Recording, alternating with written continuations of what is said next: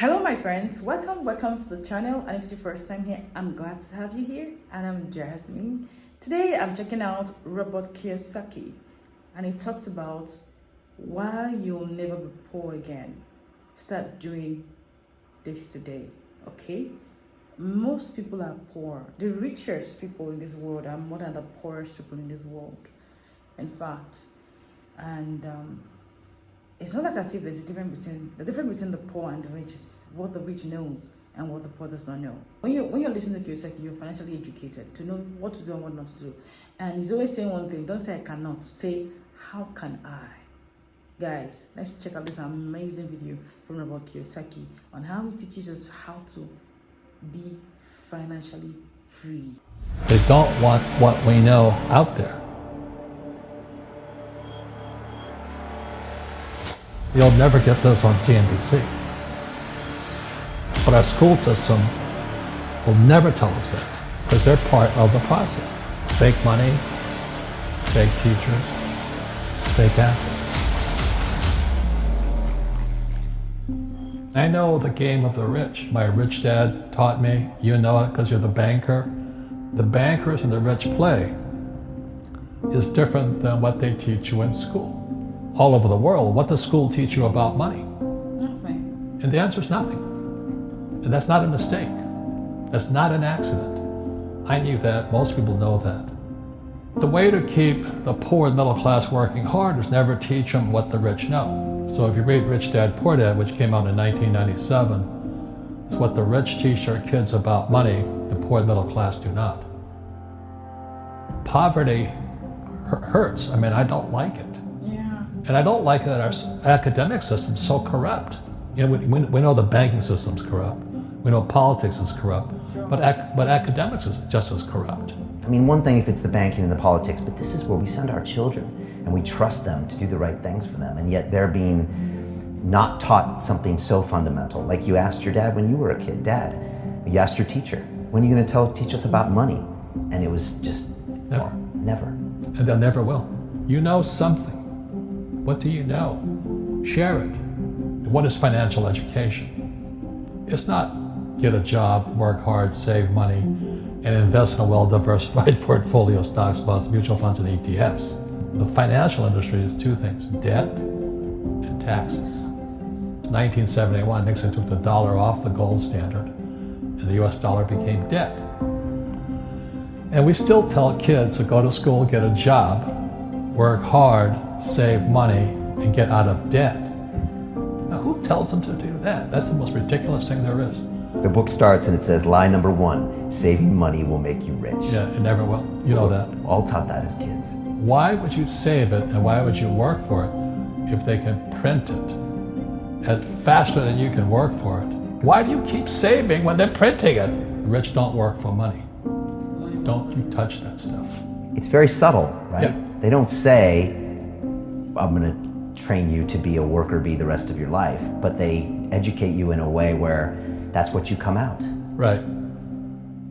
What was he trying to do those first few months were you working for him? What was he trying to get across to you? Because he taught you the hard way about money. And she says, if you're going to be successful in your life, you've got to find the best teachers. And a great teacher is somebody who comes from the inside, not the outside. But in school, you don't know if your instructor is for real or not. That's where the fake teacher comes from. I said, I want you to teach me about money. So he said, why should I teach you? He said, but if I teach you, you work for me for free. And I said, why for free? And my poor dad went nuts. He says, because if I pay you, you think like an employee. Your brain will change. Wow. If you learn never to work for money, you'll be a rich man. And this is powerful. Once you give someone a paycheck, their brain turns off. Correct. Because it's... And then the promise of a pension. Right. And job security. Which is kind of a paycheck in disguise. Correct. After you stop working. Give the man a fish, eats for the day, teach him to fish, eats for a Correct. lifetime. And most poor people confuse assets for liabilities. They think their home is an asset, it's actually a liability. Right. An asset is a noun, like a house. Cash flow is a verb. So to understand if it's an asset or liability, it takes a noun plus verb. So if the cash is flowing out of your pocket, it's a liability. if the cash is flowing into your pocket, asset or it's an asset. So I own 7,000 rental properties. Those are assets. Every month, the cash flows in. Whereas many people have the big house on the hill and the cash is flowing out. Right. And they're going broke. Right, it's like a frame of mind. The other thing the poor don't understand is the number one expense for most people is taxes. And yet we don't even see it. Isn't that weird? You walk around and you look at the paycheck and say, that doesn't seem right, and you don't realize that the government's got a huge hand in your pocket and you are doing nothing to minimize that. Again, this is what is very different about the rich and the poor. The rich don't work for money. His number one expense is tax. See, there's three kinds of income: earned, portfolio, passive. So earned income is if I get a job, that's earned income. If I'm a doctor or a programmer, that's earned income because I'm working for it. If I buy, let's say, Apple for $10 and I sell it for 20, that's portfolio income, capital gains. Yeah. But passive income, which is cash flow, is never taxed. And so these guys are screaming right now in America, tax the rich. I said, good luck. Because most of the guys complaining, they don't know there's three kinds of income. And the rich don't have jobs anyway. They have assets. And so the average schmo out there, poor guy, sent the kid to school, they don't learn this. You see, very few people will buy what I do, make $1 million and pay zero tax. And my rich dad taught me that playing Monopoly. That's how it started. 4 greenhouses, 1 red hotel. Or the McDonald's formula. I write about it here. McDonald's, Ray Kroc. Yeah. McDonald's is in the real estate business. So they sell hamburgers, but they buy real estate, so they pay no taxes. This guy Bezos, well, he's $16 billion. How much tax did they pay on that $16 billion? Zero. And that's all legal. Anyone can do it. Everybody can do it. But most people lack the education. So once you learn how to use debt as money, you can never say, I can't afford it. You see, because the banks will give you, so the banks, after the crash of 2008, the banks gave me $300 million tax-free. When I asked the average guy, I said, why don't you use debt? They can't even get a loan. Because their scores, their FICO scores, I don't know if you have them here, are so bad. The school teachers will never tell you that because they don't know it. My poor dad never knew that.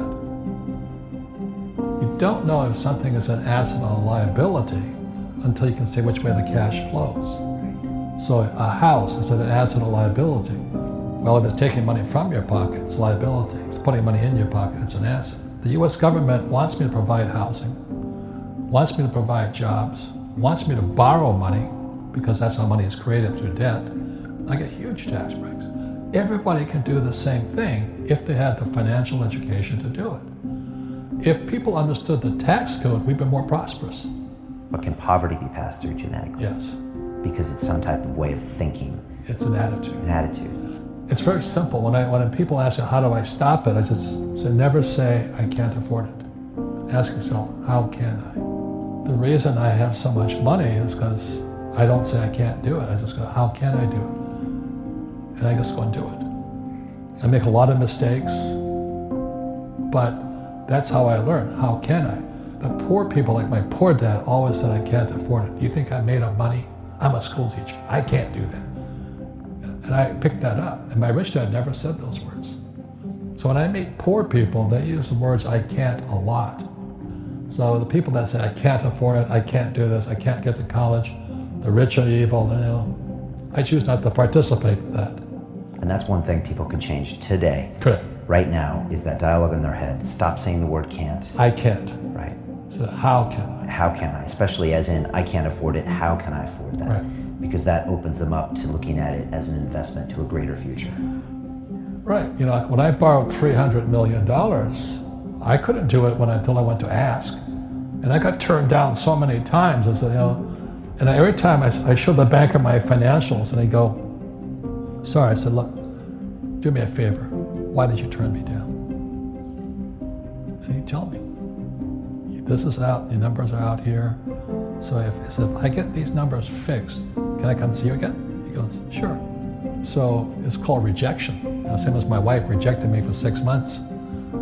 It's just a matter of personal willpower, which is spiritual. Just saying, if they can do it, I can do it. And how can I? How can I? And I think it's you once said, words become flesh. Yep. That was the Bible too. Intelligence increases through your mistakes, through the ups and downs, through what you've learned. Real estate's real estate, but what I learned made me richer, not the money. You don't need money to make money. You know, I think all of us, every human being has that low point in their life.